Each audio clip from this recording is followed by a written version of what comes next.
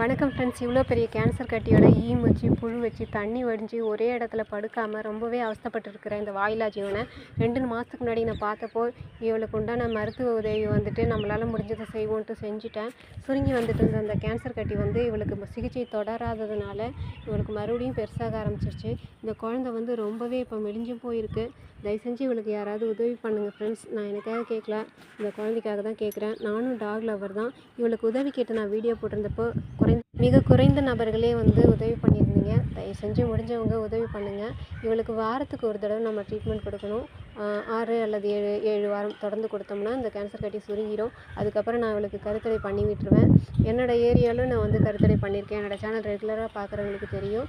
Videos அதிகமாக upload பண்ணலை நான். இப்போது பார்த்திங்கன்னா என்னோடய வீட்டில் இருக்கிற வாயிலா ஜீவன்களுக்கு நன்மை கருதி நான் மறுபடியும் வீடியோஸ் போட ஆரம்பிச்சிருக்கேன். தயவு செஞ்சு இந்த வீடியோஸ் லைக் பண்ணி சப்ஸ்கிரைப் பண்ணி விடுங்க ஃப்ரெண்ட்ஸ். உங்கள் தெருக்கள்லேயும் இந்த மாதிரி வாயிலா ஜீவன்கள் துன்பப்பட்டுன்னா தயவு செஞ்சு அவங்களுக்கு உதவி பண்ணுங்கள். உணவு கொடுங்கள் நண்பர்களே.